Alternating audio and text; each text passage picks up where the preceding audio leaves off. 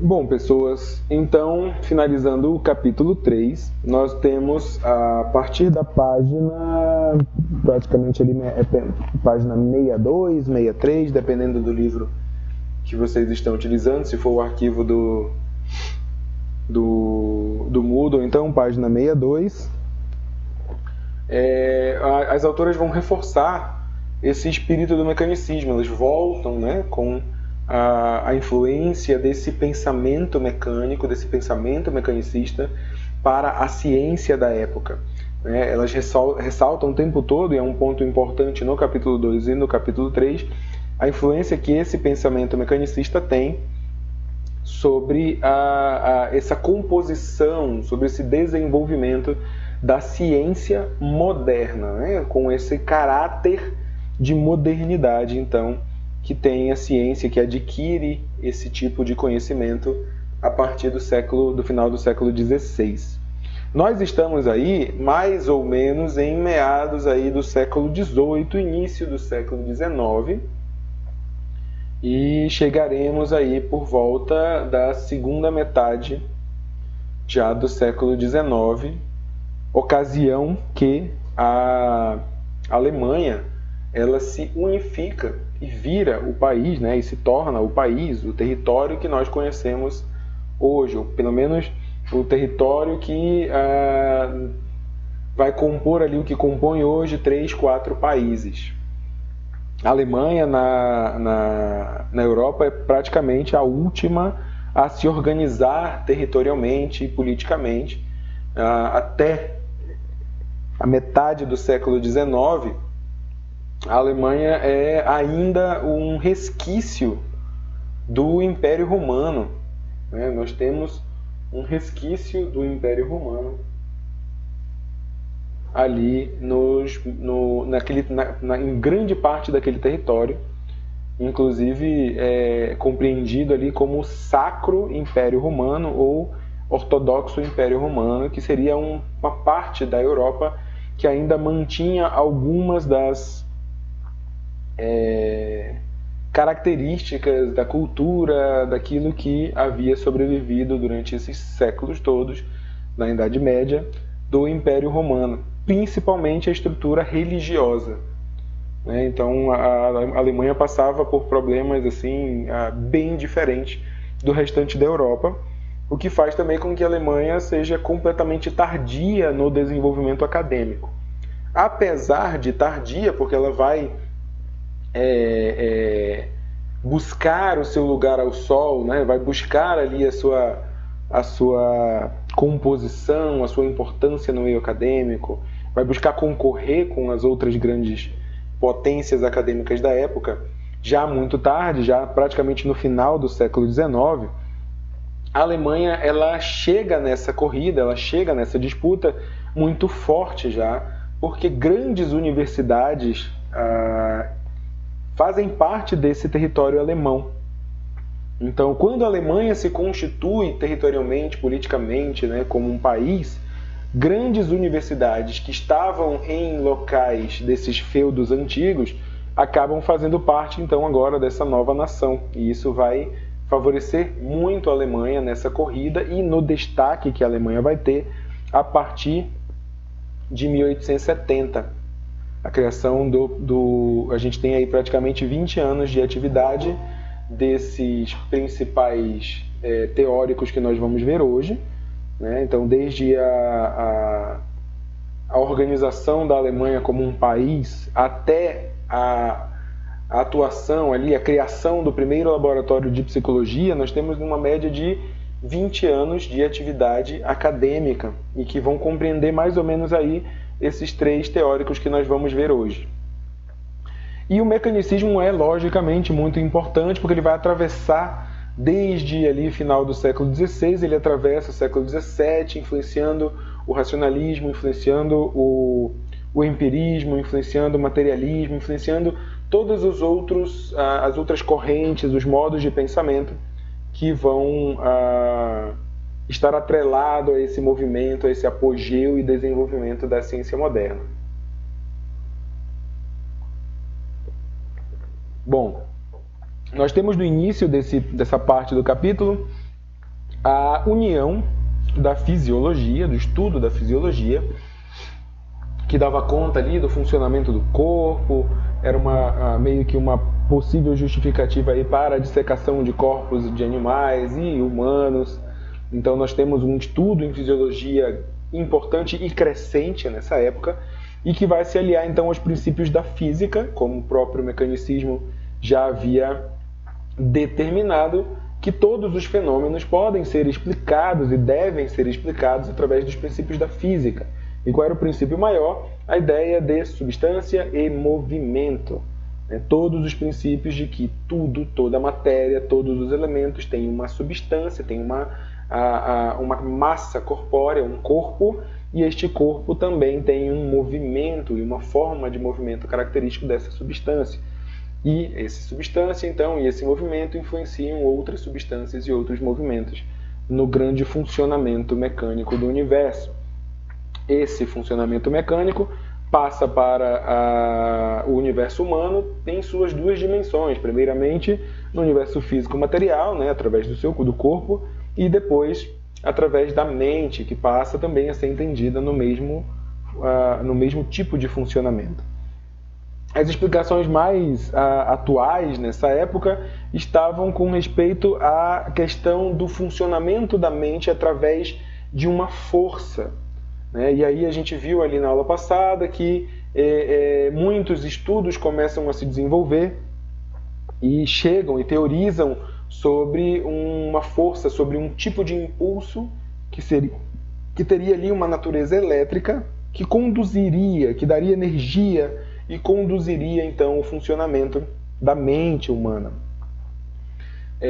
Então começa a se pensar que existem forças, ou essa natureza elétrica também, ela conduz elementos químicos, ela conduz e é motor, né? E passa a ser motor de elementos químicos no organismo, que eles vão chamar de psicoquímicos porque funcionam, ou são elementos, ou são substâncias que funcionam especificamente dentro do sistema nervoso ou dentro do cérebro. Então essas forças psicoquímicas vão atuar no organismo e elas podem, logicamente, ser explicadas através dos princípios da física. Temos então toda essa influência do materialismo, como já falei, do próprio mecanicismo, o empirismo, o experimentalismo e a medição como elementos importantes para essa nova fase que vai se iniciar então, ou que vai compor a abordagem científica da investigação psicológica da mente. Nós vamos começar a caminhar nessa busca por investigar o funcionamento da mente e entender o funcionamento da mente através de um objeto de estudo característico chamado de psique. A psique começa a ser resgatada e ela vai ter muita importância na Alemanha, porque ela vai ser falada, ela vai ser prevista, ela vai ganhar uma notoriedade, principalmente com os dois maiores filósofos alemães da época, que são Kant e Hegel. Vamos falar muito sobre essa psique, e Hegel e Kant principalmente vai trazer muitos elementos muitas questões a respeito dessa psique. Então a psique ela ganha destaque e notoriedade como um objeto de estudo possível. Só que a psique e a mente ela vai ser, né, neste momento, ainda muito questionado pela sua imaterialidade, pelo seu caráter abstrato, né? Ou seja, não existe matéria ou não existe princípio físico que possa ser aplicado a essa psique. Então, o que vai acontecer é que os métodos, os modos de estudos, e principalmente as grandes metodologias de estudo, serão utilizadas para tentar provar e caracterizar esse estudo psicológico da mente. Beleza? Então nós vamos ter aí o que chamamos de os primórdios da psicologia experimental, porque os métodos experimentais das ciências naturais, todos os métodos que eram, né, utilizados para o estudo da física, o estudo das ciências naturais, estudos de elementos materiais concretos a partir dessas características físicas, eles vão ser utilizados para esse novo objeto de estudo que é a psique. E aí o livro destaca esses 4 experimentalistas alemães, que é o Hermann von Helmholtz, Ernst Weber, Gustav Theodor Fechner e William Wundt. Tá? Então, os 4 experimentalistas alemães, hoje nós vamos conhecer 3 deles, os 3 primeiros. Esses que vão, então, unir os métodos, unir os princípios de todos os movimentos acadêmicos da época, né? Principalmente ali, como vimos, o materialismo, o mecanicismo, o empirismo, o experimentalismo, pela própria composição da metodologia experimental, e a medição, para buscar uma explicação ou um modo de estudar esse objeto que era então ignorado até esse momento. Bom, por que a Alemanha então? Por que a Alemanha é esse cenário? Né? O livro vem com essa questão. Por que que não as outras grandes potências? A Alemanha nesse momento nem era uma potência acadêmica. Então, por que a Alemanha vai se destacar aí nesse ponto? Exatamente por ela não ser uma potência, vai favorecer aí, né? Vai favorecer que a Alemanha seja esse solo fértil, vai favorecer que a Alemanha consiga então entender, compreender, usar dessa ciência e usar dessas metodologias e arriscar nisso, e arriscar nesse uso, e arriscar nessa forma de entender esses procedimentos e muito mais até entender a própria ciência. Então vão existir características que são exclusivas da ciência alemã, que contribuem então para que a psicologia seja possível, né? Para que esse objeto de estudo que era ignorado pela Inglaterra, por exemplo, pela França, ela possa ganhar destaque, né? A psique possa ganhar destaque nessa conjuntura alemã, nesse contexto alemão. Então, o primeiro ponto que o livro destaca é justamente essa abordagem científica alemã. Em resumo, a Alemanha, ela meio que, por se caracterizar tardiamente, por se organizar tardiamente e entrar nessa corrida, nessa disputa, né? Entrar nesse contexto acadêmico muito tardiamente, ela vai se caracterizar e ver a própria ciência e própria atividade científica de uma forma mais aberta. Tudo aquilo que a Inglaterra, tudo aquilo que a França criticava ou ignorava, a Alemanha vai apostar. Ela vai buscar um modo, e foi logicamente muito arriscado na época, porque ela vai buscar um modo de compreender e desenvolver ciência bem diferente dos outros países que já eram grandes potências. Então, por exemplo, a própria fisiologia, né, como a gente viu, já estava bem estabelecida e era reconhecida de uma forma que ainda não tinha atingido, por exemplo, na França e na Inglaterra, uma notoriedade, apesar de ela já ser reconhecida, apesar de ela ter os métodos experimentais já reconhecidos academicamente, ela não tinha ganhado tanta notoriedade, então, nesse eixo ali, França e Inglaterra, que disputavam essa potência acadêmica, que disputavam essa importância acadêmica em toda a Europa.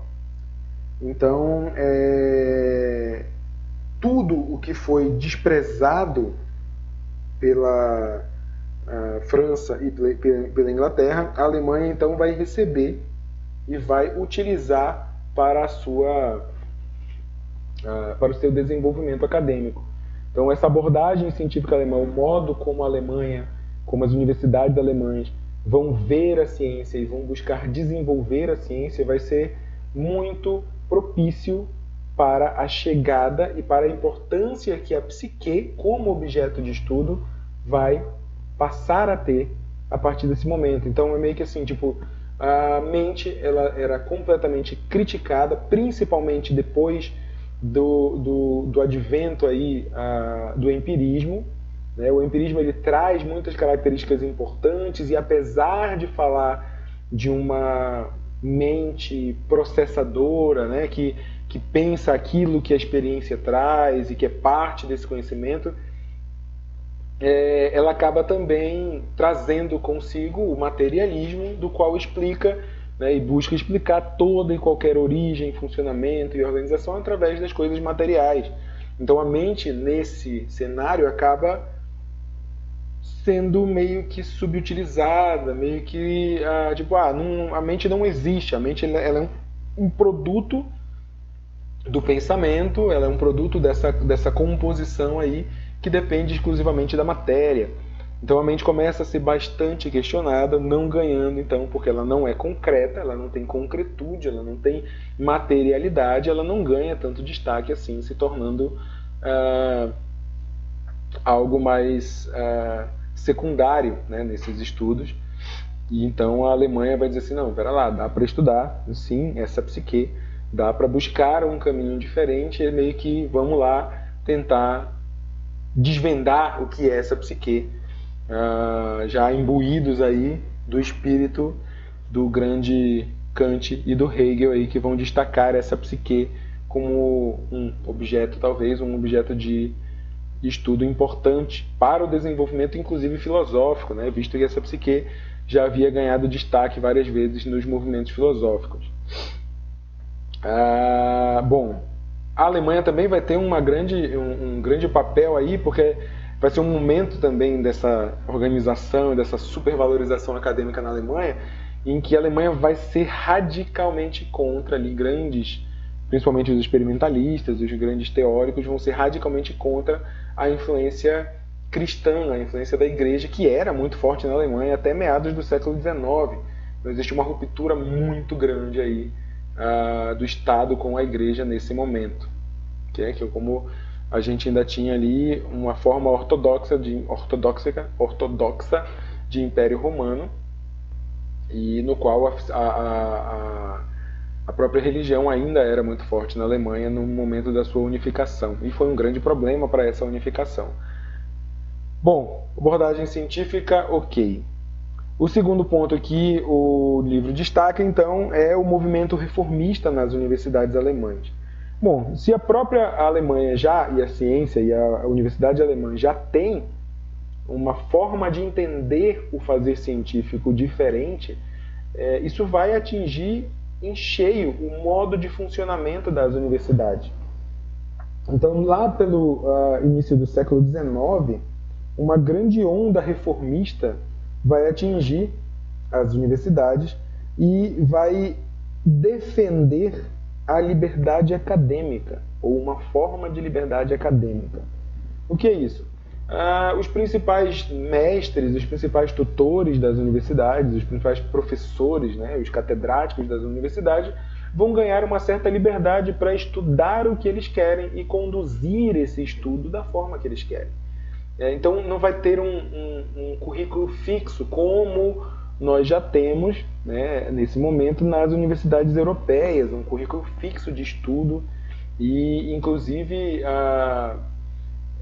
linhas de estudo, como a gente chama hoje, né, linhas de pesquisa bem determinadas, bem definidas. Então na Universidade X se pesquisava muito e era muito conhecida por esse tipo de conhecimento, a Universidade Y por outro tipo de conhecimento.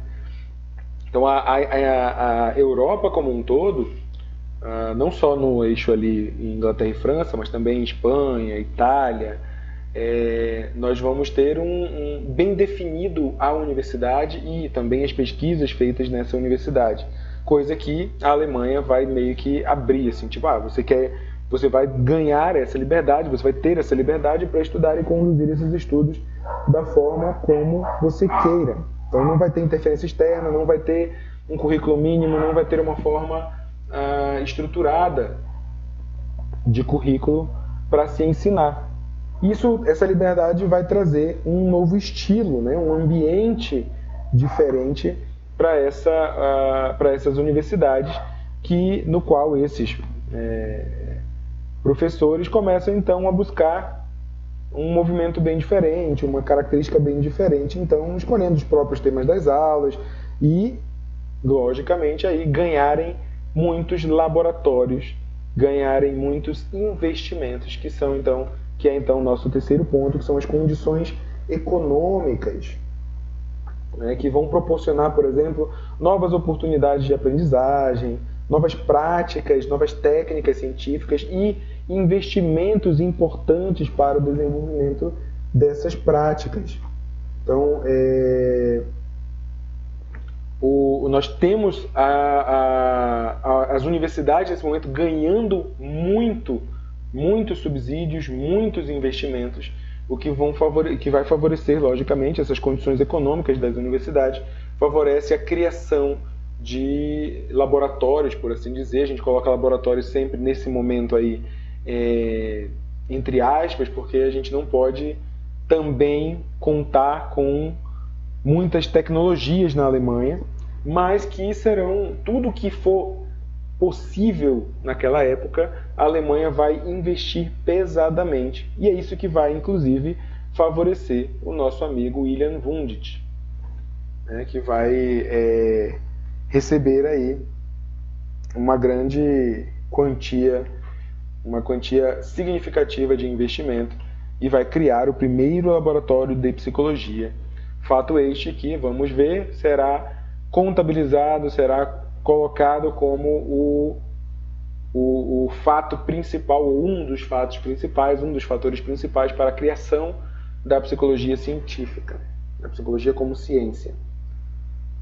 Bom, então nós temos essas três características aí, características exclusivas da ciência alemã. Heloísa, a primeira universidade, ela é francesa. Se eu não me engano, a primeira universidade, o primeiro convento que se torna universidade é na França. Mas eu não estou tão certo disso, é o que me veio agora à cabeça. Se não me engano, a primeira universidade é francesa. Mas eu vou procurar e vou te responder isso depois, com mais certeza. Tá? Eu sei que, por exemplo, assim, a gente tem poucas universidades em cada um desses países. Por exemplo, poucas universidades na França, poucas universidades na Inglaterra nesse momento. E a Alemanha ela vem com mais, justamente porque o território que vai ocupar a Alemanha nesse momento, ela acaba compreendendo ali o que hoje, por exemplo, temos 4, 5 países que faziam parte da Alemanha nessa época e que hoje já estão independentes da Alemanha. Depois eu vou te responder melhor isso, mas creio que a primeira universidade na Europa foi criada ali no século XII, na França. Tá? Bom, e aí chegamos então ao nosso primeiro experimentalista alemão, que é o Hermann Helmholtz. Nessa aula eu vou conduzir apenas, vou destacar apenas no capítulo suas contribuições principais, né? As contribuições que as autoras destacam. Então a gente vai, como sempre, pular a história, o contexto, a biografia desses autores, e eu vou destacar apenas essas contribuições principais. O Helmholtz vai, então, ter duas grandes contribuições. A primeira no estudo da velocidade do impulso neural e também com relação à visão e à audição. Todas as suas contribuições vão estar... Então, acho que tem fala aqui. Meu Deus!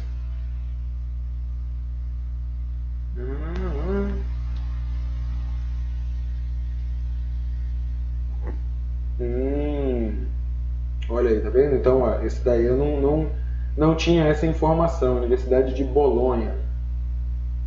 Legal, bacana. Obrigado, Rodrigo.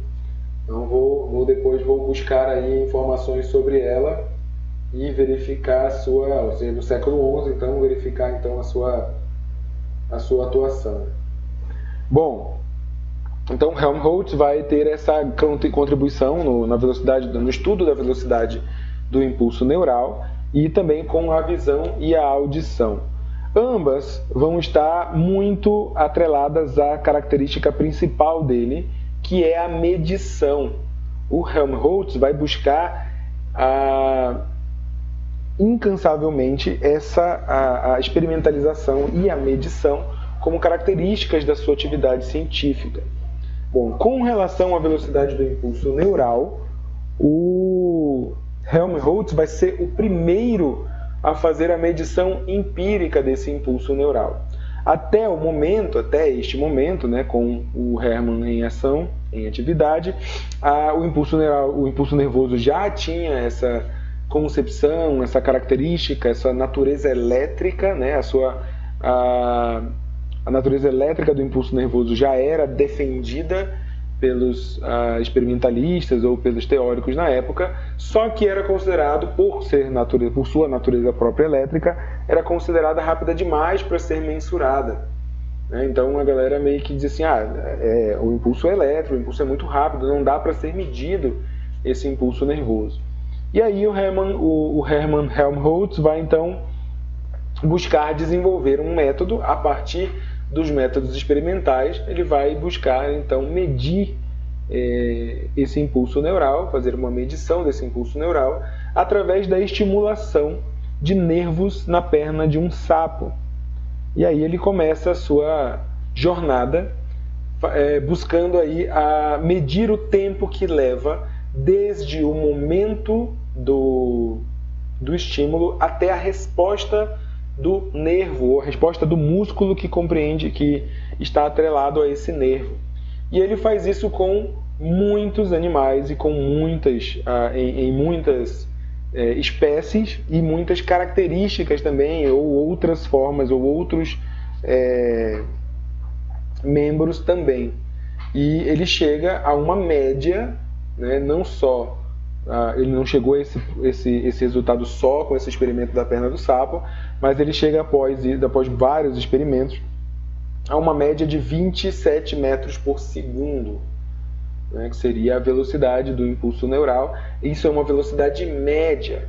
Inclusive, o próprio Helmholtz vai destacar diferenças individuais nas reações psicomotoras, diferenças individuais que vão estar não só na diferença entre espécies, ou seja, existem tipos ou espécies em que essa velocidade pode ser maior ou pode ser menor, né? Então existem diferenças individuais entre espécies e diferenças individuais entre a espécie humana também, ou seja, esse impulso neural, esse impulso nervoso não vai ter a mesma velocidade exata em todas as pessoas, ou em todos os membros, né, em todas as partes do corpo.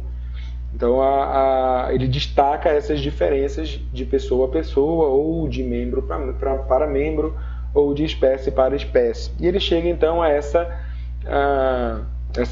resultado médio de 27 metros por segundo. Então ele vai se dedicar ao estudo desse intervalo entre o pensamento e o movimento. Então, o estudo dele, ele vai se destacar por esse estudo do intervalo mensurável entre o pensamento e o movimento, ou seja, o quanto leva para que, após pensado, o movimento se realize. Ou seja, o estímulo dado no cérebro vai então ocorrer, vai desprender esse impulso nervoso. Esse impulso viaja, como a gente viu lá naquele desenhozinho, até o músculo, até o nervo correspondente àquele músculo, e aí o movimento acontece. Por exemplo, eu quero pegar um copo de água, e aí eu penso em pegar, existe o pensamento que vai então para pegar esse copo de água, que vai dar impulso à musculatura, ao movimento dessa musculatura, que é esticar o meu braço, colocar a minha mão em forma de pinça e pinçar esse copo para levantá-lo e assim fazer todos os movimentos. Então esse intervalo entre o que é pensado e o movimento acontecer vai ser a preocupação do Helmholtz, inclusive porque também pelo impulso nervoso naquela época ser rápido demais para ser medido, a galera pensava que nem existiria esse intervalo. O pessoal meio que defendia que esse intervalo não existia, Tipo, pensar entre o pensamento e o movimento era automático. E ele vai descaracterizar, ele vai não só confrontar, como descaracterizar e provar que não é automático e que existe um intervalo, então, e ele vai se destacar por estudar e mensurar esse intervalo entre o pensar e entre o pensamento, né, entre o psíquico e o motor. Beleza? Entre essa relação psicomotora. E dentro dos seus estudos de visão e audição, também vão estar, por exemplo, na visão, o estudo dos músculos externos do olho sobre a incidência de luz, né? Então, como que esses músculos reagem à incidência de luz, essas características, e do qual também ele vai aprofundar a teoria da visão cromática, ou seja, como o olho humano percebe as cores, ou como essas cores são constituídas a partir da incidência de luz. Assim como também na audição, ele vai estudar especificamente a percepção de tons, a harmonia, ou a ressonância dos sons para a audição. Beleza? Tudo isso com características de intervalos mensuráveis, ou seja, o estímulo do som, quando o estímulo do som acontece e qual a resposta da audição, como essa audição responde, quais os componentes dessa audição, os organismos, né? qual parte desse organismo da audição vai responder e como. Então, tudo isso vai compor o seu estudo. Beleza, galera? Pessoas, se tiverem alguma pergunta, é só falar. Bom, nosso segundo é o Ernest Weber, que também vai buscar aí através dos métodos experimentais, um estudo mensurável, um estudo através da mensuração da característica, no seu caso aí, o intervalo de tempo e espaço com a distância entre dois pontos antes que o indivíduo possa experimentar duas sensações distintas, né? Então, ele vai estudar o intervalo de tempo e espaço, ou seja, a distância entre dois pontos, antes que nós possamos, então, experimentar esses dois pontos como sensações distintas. O Ernest Weber vai se preocupar, por exemplo, com o que faz com que como o cérebro identifica os estímulos. Então, se eu tenho, por exemplo, um estímulo, esse cérebro vai identificar esse estímulo, e isso já vai estar mais atrelado à pesquisa do Helmholtz, e ele vai dizer assim, tá, mas e se a gente tiver dois estímulos? O que faz com que o cérebro perceba esses dois estímulos como estímulos distintos, diferentes, em diferentes partes do corpo? E aí ele vai, então, começar a sua empreitada e vai organizar aí duas grandes principais contribuições, duas grandes principais teorias, que é o limiar de dois pontos, que é onde é possível, até onde ou quando é possível distinguir duas origens separadas de estímulos, a gente vai ver melhor esse limiar de dois pontos, e a diferença mínima perceptível, que seria então a característica da menor diferença detectável entre esses dois estímulos. Então, as duas grandes contribuições dele, o limiar de dois pontos e a diferença mínima perceptível. Vamos a cada uma delas. Opa!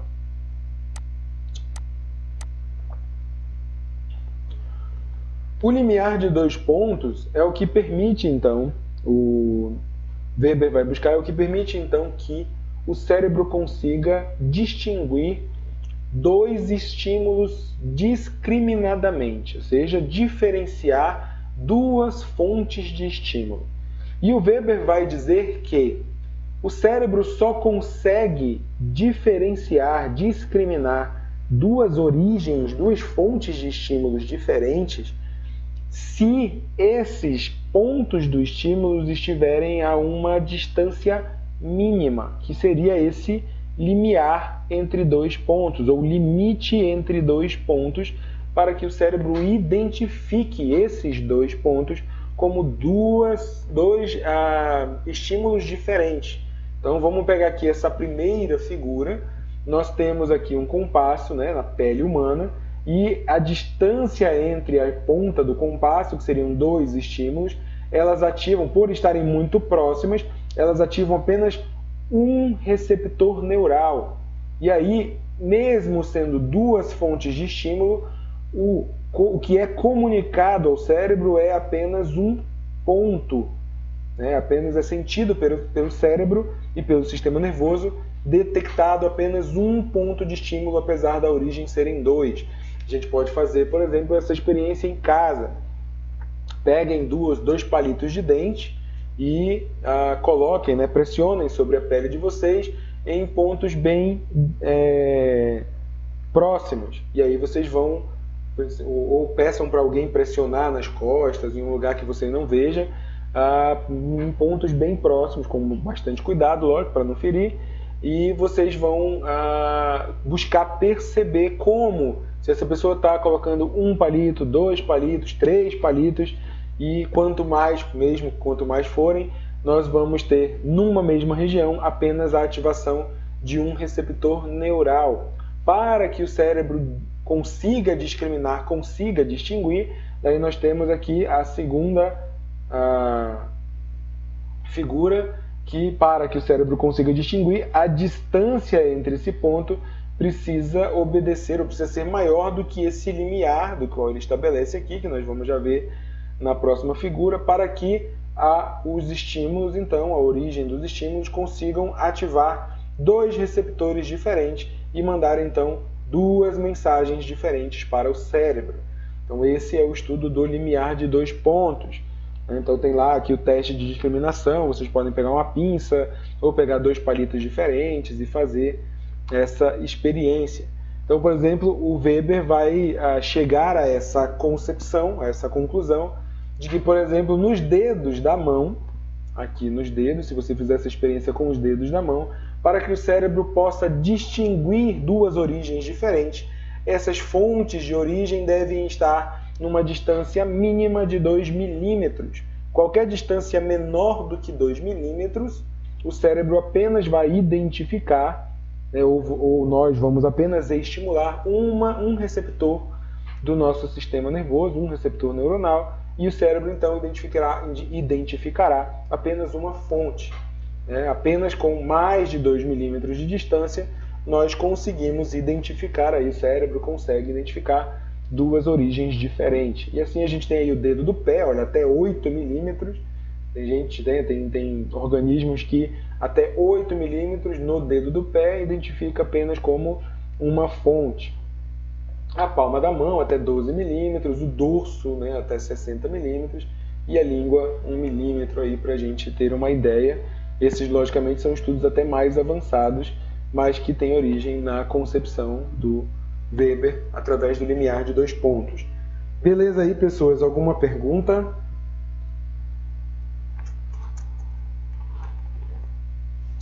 Bom, vamos para a diferença mínima perceptiva.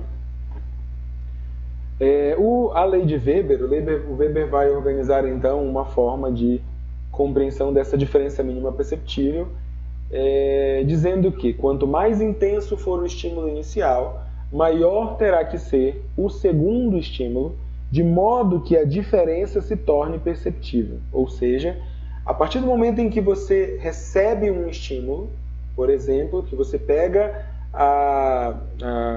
o palito de dente e pressiona sobre a sua pele, se você retirando esse palito e pressionando uma segunda vez, dando um segundo estímulo, essa segunda pressionada que você vai dar, ela precisa ser maior, ela precisa ter mais força para que o teu cérebro identifique esse segundo estímulo. Ou seja, se você pressionar o palito de dente na sua pele e retirar e pressionar no mesmo ponto com a mesma força, o cérebro não perceberá esse segundo estímulo, porque ele ainda estará sob efeito do primeiro. Então, para que o cérebro identifique dois estímulos numa mesma fonte ou num mesmo lugar, é preciso então que o segundo estímulo seja maior para que exista uma percepção diferente pelo sistema nervoso ou pelo cérebro. Ele vai estabelecer essa diferença mínima perceptível para o cérebro. O segundo estímulo precisa ser maior. Se o segundo estímulo for de menor intensidade ou de igual intensidade, as chances do cérebro nem perceber esse segundo estímulo são muito grandes. Isso vai favorecer muito os estudos do nosso próximo teórico, do nosso próximo experimentalista, que é o Fyodor Fechner. Ficou claro aqui a diferença mínima perceptível? Tranquilo? Eu vou seguindo, se vocês tiverem alguma pergunta é só colocar aí. O Fyodor Fechner vai ser um dos caras mais importantes, um dos experimentalistas mais importantes aí. Ele vai ter uma contribuição bem mais densa e vai desenvolver aí, vai partir, principalmente a partir da teoria do Weber, ele vai desenvolver uma teoria bem bacana com relação à relação quantitativa entre a mente e o corpo. O Fechner, inclusive, é questionado pelas autoras aí, né, de a sua contribuição, inclusive, ser maior do que a contribuição do Wundt, o que não garante ao Fechner ser o pai, ser considerado aí o pai ou iniciador da psicologia, dado isso ao nosso amigo Wilhelm Wundt. Então elas destacam aí o Fechner, por exemplo, como com contribuições muito mais importantes para esse estudo da psique do que o próprio Wundt, mas que acaba não sendo considerado então o criador ou o fundador da psicologia moderna. E isso acaba sendo dado para o Wundt, elas vão discutir isso já logo no início do capítulo 4. Eu, por exemplo, considero as contribuições do Brentano até também, né, Franz Brentano, bem maiores do que as contribuições do Wundt, mas o Brentano também, ele é citado no capítulo 4, mas ele não ganha esse destaque como fundador aí da psicologia, mas vai trabalhar aí, vai ter uma atividade bem contemporânea ao Wundt, sendo que o Wundt vai trabalhar em Leipzig e o Brentano vai se destacar na Universidade de Viena. Mas no mesmo momento, vão falar praticamente da mesma coisa, mas o método que o Brentano vai desenvolver é bem melhor e bem mais específico do que os métodos do Wundt. Mas aí a gente vai ver lá no capítulo 4 por que o Wundt, então, é considerado o fundador da psicologia moderna. O Fyodor Fechner vai contribuir bastante, vai ter contribuições bem significativas a partir do seu estudo da relação quantitativa entre a mente e o corpo. Ou seja, seria uma relação quantitativa entre o estímulo material, ou seja, a fonte do estímulo na pele, por exemplo, a pressão a relação que vai ter entre a pressão do palito de dente na pele, que seria esse estímulo material, e a sensação que essa pressão ou que essa força provoca na mente. Então, ele vai estudar qual a relação, como que pode ser mensurado a intensidade do estímulo material e a intensidade também da relação mental e a relação entre esses dois aqui. Então, primeiro ele vai buscar o estudo da intensidade do estímulo material, a intensidade da sensação mental e buscar a relação quantitativa entre essas intensidades. E ele vai chegar à conclusão de que o aumento do estímulo não produz em mesma intensidade o aumento da sensação. Ou seja, para que eu possa compreender, enquanto a nossa mente possa compreender que existe o aumento do estímulo, ou seja, para que ela possa compreender, ou seja, o aumento da sensação na mente, possa realmente entender o aumento do estímulo, há uma grande diferença de intensidade entre as duas. Ou seja, existe uma diferença de intensidade entre o aumento ou no aumento do estímulo material e do aumento de intensidade na sensação mental. E ele vai caracterizar desta forma aqui. O estímulo material, ele precisa crescer, ele precisa ganhar intensidade em progressão geométrica para que a sensação mental possa ganhar intensidade em progressão aritmética. Ou seja, em outras palavras, nós temos que dar mais força, mais crescimento, mais intensidade no estímulo material para que a mente consiga perceber esse aumento. Então, se a gente der, por exemplo, se eu pegar um palito de dente e pressionar sobre a nossa pele, sobre o seu braço, você vai precisar aumentar a força de pressão do palito sobre a pele muito maior, muito mais para que você consiga sentir que essa pele, que a dor maior, a intensidade da dor, que seria a sensação, de uma forma maior.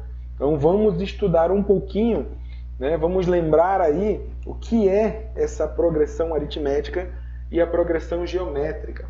Para quem achava que estudando psicologia ia se livrar da matemática, né?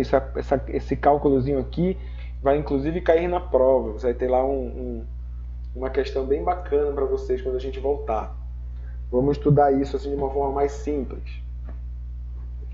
Gente, vamos lembrar lá no ensino médio, vamos buscar aí na memória o ensino médio e lembrar que o estudo da progressão ela estabelece sempre uma razão contínua. Então, para que a gente possa buscar aqui o estudo da progressão, é preciso entender que toda progressão, tanto faz aritmética ou geométrica, ela tem uma razão. Então, o que é o estudo da progressão? Na progressão aritmética, eu tenho que o crescimento se dá através da adição, ou seja, da soma do termo com a razão. Então, a soma do termo com a razão. E na progressão geométrica, o crescimento se dá através da multiplicação do termo com a razão. Tá? Então vamos ao exemplo aqui. Aqui na progressão aritmética, lembrem, eu tenho a sensação mental. E na progressão geométrica, eu tenho o estímulo material. Bom, vamos pegar o termo igual para ambos e a razão igual para ambos. Então, tanto para a sensação mental como para o estímulo material, o termo inicial será 2 e a razão será 2. Então, como na progressão aritmética o crescimento se dá para a soma, eu tenho que a primeira soma do termo com a razão, 2 mais 2 igual a 4. A razão continua para o novo termo, mais 2 igual a 6, mais 2 igual a 8, mais 2 igual a 10. Isso é uma progressão aritmética em que o termo sempre será somado com a razão. Então eu tenho aqui o termo somado com a razão, me dá um novo termo somado com a razão, o resultado é um novo termo somado com a razão e assim sucessivamente. Percebam que o crescimento aqui ele vai ser bem mais lento, do que, por exemplo, na progressão geométrica nós vamos utilizar os mesmos dois elementos, termo e razão 2, e aí eu tenho aqui termo e razão, 8, 8 termo vezes 2 razão 16, 32, 64. Ok? Então, na progressão geométrica, o crescimento se dá pela multiplicação do termo e do novo termo, sempre pela mesma razão. A razão não muda e o termo vai sempre ser atualizado pelo resultado do cálculo, assim como na progressão aritmética o termo não muda, a razão é constante. Então, o que esse cara... Calma, Priscila. O que esse cara está dizendo? O que o Fechner está dizendo? Que para que a mente consiga detectar um aumento na sensação, eu preciso aumentar muito o estímulo.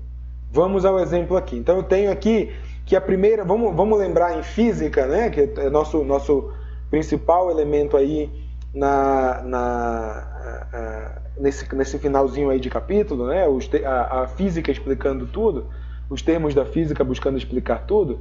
Na física, quando a gente pressiona o palito de dente na pele, nós dizemos que há uma incidência de uma força, que invariavelmente é chamado de força-peso. A força-peso ela tem um cálculo característico, seria a força que é incidida, que é colocada nessa pressão. Existe uma força que é colocada para pressionar o palito de dente na pele. Então vamos usar esse exemplo sempre.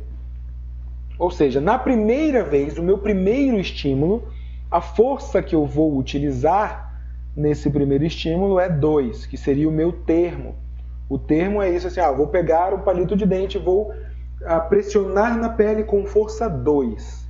ok? Então, eu tenho força 2 e a razão para a crescente aqui será utilizada com a mesma, né, a mesma inicial do termo, que é 2. E por isso a razão é 2, porque o termo é 2, ok? Porque o termo é igual, a gente vai usar a razão, a mesma força.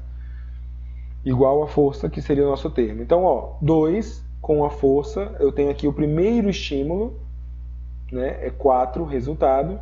E aqui também, o primeiro estímulo, o nosso termo resultante é 4. Ou seja, eu tenho uma força no meu estímulo que a mente percebe de acordo com essa força. Então, quando eu pressiono a pele com força 2, a mente vai então, a sensação mental vai ser produzida para essa força 2. Opa, ok, sei lá, é leve, eu quase não sinto o palito de dente no meu braço. Para que eu possa produzir que a sensação aumente na mesma razão, a força precisa ser maior, o estímulo material precisa ser maior. Então eu preciso dar um estímulo dobrado, de 8, para que a sensação tenha um pouco de aumento. Ou seja, somente quando a força pular de 4 para 8, é que a sensação mental produzirá uma ideia de dor equivalente a 6. Então, agora eu estou sentindo um pouco mais, mas por que eu estou sentindo um pouco mais? Porque a força foi praticamente dobrada, multiplicada por 2 aqui.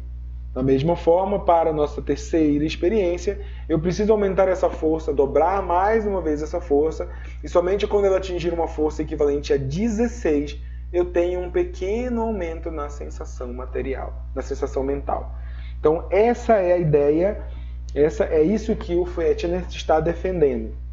Para que haja uma diferença no que o cérebro sente, no que o cérebro detecta, o aumento da força deve ser maior e é sempre dado em maior quantidade do que o que nós podemos sentir.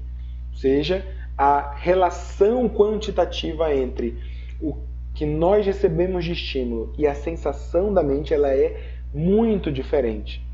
Então, quando a gente recebe um estímulo doloroso, por exemplo, esse estímulo foi maior do que o que a gente foi capaz de sentir. Essa é a explicação do Weber. Então, assim, para que a sensação percebida aumente, é necessário que o estímulo aumente em proporção bem maior. Ficou claro essa primeira explicação da relação quantitativa entre a mente e o corpo?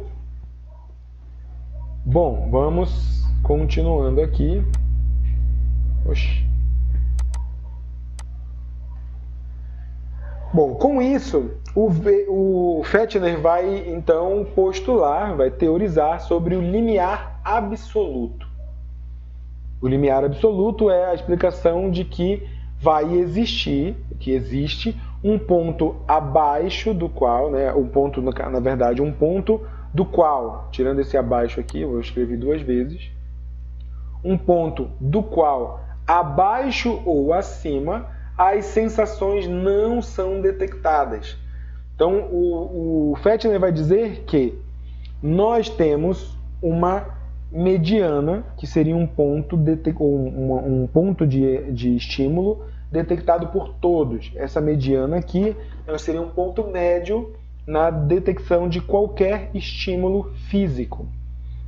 E que vão existir, então, um limiar máximo e um limiar mínimo, ou seja, um limite máximo para essa detecção e um limite mínimo para essa detecção, que ele vai chamar de limiar absoluto. O limiar absoluto é tanto o máximo quanto o mínimo, tá? Então eu tenho aqui o limiar absoluto, tanto para mais quanto para menos. Acima desse limiar, o cérebro não consegue perceber ou detectar esse estímulo, assim como também abaixo desse limiar, o cérebro não consegue perceber ou detectar.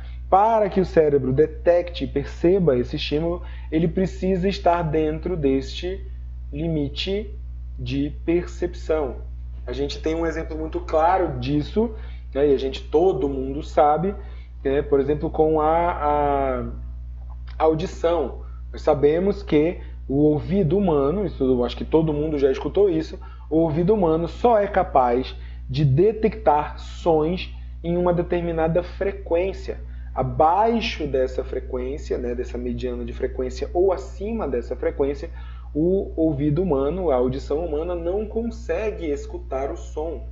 Né? Então, todo som que tem uma frequência menor, né, neste limiar mínimo, ou maior neste limiar máximo, todo e qualquer som não é percebido pelo ouvido humano. Isso vem desses estudos do limiar absoluto do Fechner. Então existem, e ele vai falar para todos os estímulos, tanto os estímulos de som, os estímulos da visão, por exemplo, com a luminosidade. Nós sabemos, por exemplo, que o olho humano ele precisa ter um mínimo, né, precisa ter esse limiar mínimo de luminosidade para que o olho humano consiga detectar os objetos. Abaixo desse limiar mínimo fica completamente imperceptível, o que não caracteriza a ausência total de luminosidade. Né? Por exemplo, há outros animais que detectam pontos de luminosidade muito mais abaixo, né, com um limiar mínimo muito mais abaixo do que o limiar humano. A ausência, até porque, né, não existe a ausência total, isso a física já comprovou, não existe a ausência total de luminosidade. É quase impossível a reprodução de uma ausência total de luminosidade. O que a gente tem é a sensação de ausência de luminosidade, porque o nosso limiar ele é também até bem mais limitado do que vários outros animais. E o limiar máximo também, para audição ou para visão, é a mesma coisa. Quanto mais luminosidade, menos a gente enxerga. Né? Porque a luz ela precisa incidir numa certa frequência. Isso explica a dor, um limiar de dor também, exatamente. Quanto maior a dor, por exemplo, casos que a gente vê aí em filmes ou casos reais, que a pessoa pega um tiro e não percebe. Né? A pessoa é atingida por uma bala, é atingida por um tiro, e ela não percebe, ela vai perceber momentos depois, porque aí a dor ela vai atingir um limiar perceptível por outras coisas, por lesões que essa bala faz no organismo e não pelo impacto da bala no corpo. O impacto da bala é tão grande que a pessoa não sente a dor naquele momento. Ela sente a pressão, mas ela não sente a dor. Ela vai sentir a dor apenas segundos depois, por conta da lesão que essa bala faz no organismo, e não pelo impacto da bala. Isso explica, como a Priscila colocou aí, a questão da dor. Então, quanto maior esse impacto, esse estímulo físico, o cérebro também não consegue perceber. Assim como estímulos menores, o cérebro também não vai conseguir perceber. Beleza? Esse é o limiar absoluto. E por último, o limiar diferencial, que seria então o ponto em que a menor alteração de estímulo provoca mudança na sensação. O limiar diferencial vai estar atrelado, tanto o limiar diferencial como o absoluto, vai estar atrelado naquele estudo da relação quantitativa entre a sensação material entre o estímulo material e a sensação mental. Para o Fechner, o limiar diferencial, então, é aquilo que faz com que o cérebro perceba a mudança ou a alteração do estímulo. Então, a gente tem um exemplo clássico do próprio Fechner, que é com o peso. Né? Então, ele faz essas experiências dessa forma. Ele pede para uma pessoa pegar um peso de 5 quilos, por exemplo. E aí a pessoa pega depois o mesmo peso, mas agora com 5 quilos 100 gramas, e ele perguntava, por exemplo, da pessoa se esse peso era maior ou menor, ou se não tinha diferença nenhuma.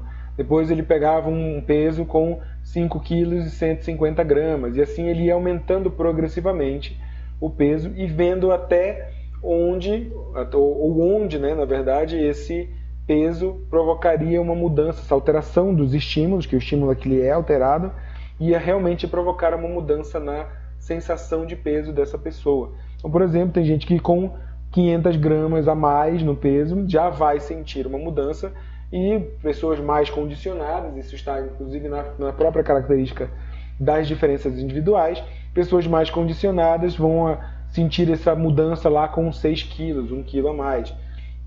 Então ele vai buscar de entender o limiar, ou seja, o limite em que uma mudança no estímulo provoca mudança na sensação. Beleza? Esse seria o limiar diferencial. Alguma pergunta, pessoas? Bom, daí nós temos o início da psicofísica. Esses estudos serão caracterizados como estudos psicofísicos, porque vão tentar buscar explicar a psique com os princípios da física, né? Os estudos científicos das relações entre os processos mentais e os processos físicos. E o nosso amigo Fechner vai desenvolver isso através dos 3 métodos, que é o método do erro médio, do qual vai caracterizar lá aquela primeira relação quantitativa da progressão geométrica e da progressão aritmética, né, entre a sensação mental e o estímulo material. Ele vai desenvolver isso através do método do erro médio, ou também chamado de método do ajuste, que consiste em o próprio indivíduo ajustar o estímulo, variando esses estímulos até ele sentir que um estímulo é igual a um padrão constante, ou seja, é o próprio ambos, e o próprio experimentado, o próprio indivíduo objeto do experimento é que vai ajudar e vai fazer essa variação até que o próprio indivíduo consiga perceber que nós temos aqui uma relação entre, ele consiga apontar para o cientista que existe uma relação aqui entre esses, por exemplo, entre 2 pesos, e essa mudança nesses 2 pesos então é percebido. Primeiro, então, o Fechner vai buscar calcular o erro. Essa técnica, inclusive, hoje é muito utilizada ainda, porque os cientistas vão buscar calcular o erro médio, ou qual é o ajuste que deve ser feito para cada tipo ou para cada população que será pesquisada. Então, para que depois eu calcule a mediana ou a característica mediana de cada uma dessas populações. Então, é um método bastante utilizado ainda hoje, né? Aí segue, é um princípio básico de muitas pesquisas hoje, inclusive na psicologia, no qual qualquer cálculo de mediana, qualquer razão de mediana no funcionamento vai envolver primeiramente o cálculo do método de erro médio, né, que seria esse primeiro método do nosso amigo Fechner. E depois, então, ele vai também desenvolver o método do estímulo constante, que é aquele que eu contei para vocês, que ele vai colocar, por exemplo, o indivíduo para buscar levantar aí pesos diferentes. Então ele vai buscar primeiro um padrão, diminuindo esse padrão aí, pegando um peso de 5 quilos, e aí diminuindo esses 5 quilos primeiramente de 100 em 100 gramas, depois ele vai pegar o mesmo peso de 5 quilos e vai aumentar de 100 em 100 gramas, depois ele vai diminuir de 200 em 200 e assim vai. Ele vai dar sempre estimulações constantes em uma razão, tanto para mais quanto para menos, e vai calcular a mediana desses estímulos aí, ou como esses estímulos são percebidos por esse organismo. E o terceiro, que é o método dos limites, também aí pensando nos pesos, ele vai ser aumentado e reduzido em variáveis diferentes até que a pessoa identifique esse limite, ou seja, identifique a mudança no qual é identificado o limite da alteração do estímulo e da sensação mental. Então nós temos 3 métodos aí bem utilizados e que vão compor a teoria do Fechner. Bom, com isso chegamos à fundação oficial da psicologia. A psicologia, então, ela começa as suas atividades reproduzindo os métodos das ciências naturais. Nós vimos aí, né, com Helmholtz, com Weber e com Fechner, os métodos das ciências naturais empregados para os estudos mentais. Esses caras vão utilizar métodos que já eram consagrados, métodos que já eram conhecidos e reconhecidos pelo meio acadêmico, principalmente em outras nações como a Inglaterra e a França, mas que não eram utilizados ou que eram ignorados para o estudo da mente, né, para o estudo dessa psique. Esses caras então vão destacar que é possível, vão tentar provar que é possível estudar a mente, que é possível estudar a psique através dos mesmos métodos. E é isso que vai favorecer o reconhecimento da psicologia como ciência, ou seja, esse estudo da psique será reconhecido como um estudo científico porque vai se aceitar no meio acadêmico que esses métodos experimentais sejam utilizados e são possíveis de produzir resultados válidos para tais estudos, para esse objeto de estudo, ainda que o objeto de estudo não seja palpável, não seja concreto. O que vai ser concreto, então? A relação e a concretude vai se dar, né? A possibilidade da concretude vai se dar pela relação com o estímulo material. Então, naquela relação básica entre estímulo e resposta. O estímulo é material e a resposta pode ser observável. Então, isso vai ser compreendido como mente, né? A mente vai ser a produção ou aquilo que existe entre o estímulo material, né, que é concreto, e a resposta comportamental, que também é concreta. Então esses vão ser os primeiros passos do estudo da mente, e aí nós temos a fundação da ciência psicológica, né, através aí com o uso dos métodos experimentais aplicado aos estudos das operações conscientes. E aí, como a gente viu lá desde o capítulo 2 também, neste momento se estudam e se busca a relação da operação consciente, entendendo que a mente e a mente consciente é essa que pode mediar e que vai, na verdade, mediar o estímulo, a origem do estímulo até a resposta comportamental. Isso é como se entende o funcionamento da consciência. A mente vai ganhar esse status de consciência.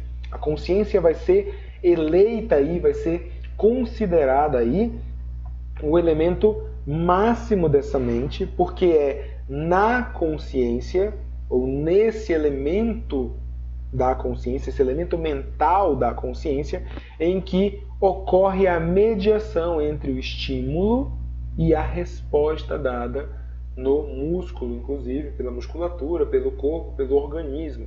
E aí existe uma relação, né, já provada aí desde o Helmholtz até o nosso amigo Fettner, vai existir uma relação que é possível ser mensurada, que é possível ser entendida, que é possível ser, inclusive, prevista ou controlada, né? Então, esses serão os nossos embriões da psicologia científica. E aí, no capítulo 4, nós vamos estudar o William Wundt, e nós vamos até a página 90. Não, peraí, 90, não. Nós vamos até a página 91 ali. Esse outras tendências, quem vai estar pegando aí o capítulo 4, a parte do outras tendências da psicologia alemã, onde a gente tem o Ebbinghaus, tem o próprio Brentano, o Karl Stumpf. Nós não vamos estudar agora, tá? Porque nós vamos ver as principais tendências que elas vão destacar estão relacionadas com a fenomenologia, e nós vamos ver a fenomenologia lá no 4º semestre, né, bem melhor aí, bem mais específicas do que nós iríamos ver neste capítulo. Então nós vamos até a página 91 com a herança de Wundt na próxima aula, e encerramos o primeiro bimestre. Esse primeiro bimestre, então não vamos ver essa parte do capítulo que inicia com outras tendências da psicologia alemã. Beleza? Então, próxima aula, capítulo 4, até a herança de Wundit.